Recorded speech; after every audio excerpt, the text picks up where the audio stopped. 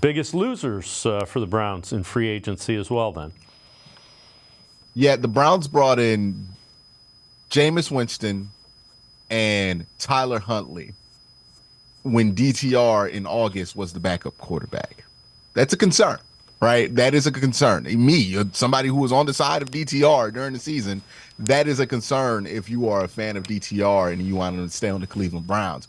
Also, the offensive changes. It seems like they want to attack downfield a little bit more. It seems like they want to be more of a quick strike offense.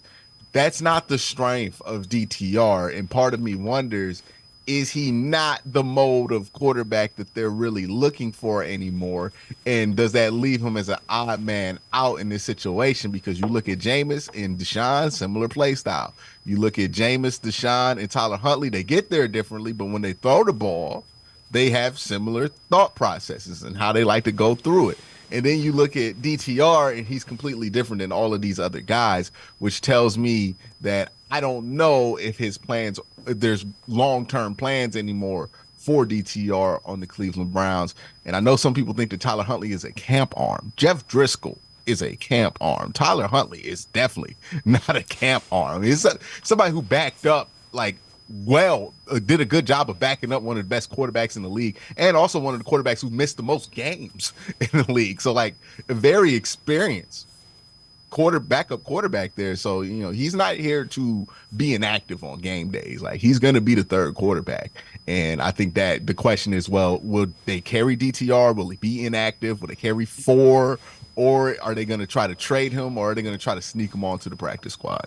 Well, I think one of those 3, assuming Watson's healthy, Winston, not so much Winston, Huntley or DTR could end up being traded for a 4th or 5th round pick, kind of Josh Dobbs.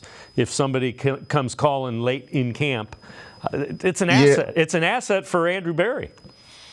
Well, and Huntley signed a vet minimum. So if somebody wanted a 5th round pick for him, they would have signed him, I would assume. So I think really the only guy that you can see getting some trade value for is DTR, because he still has 3 years left on that rookie deal. A lot of upside. And if you're an offense that is more of a strict West Coast team, kind of like how the Patriots are going to be now, or the Denver Broncos, I could see them missing out on some of the guys they wanted in the draft and thinking to themselves, well, getting DTR is as good as getting Bo Nix in the 4th round.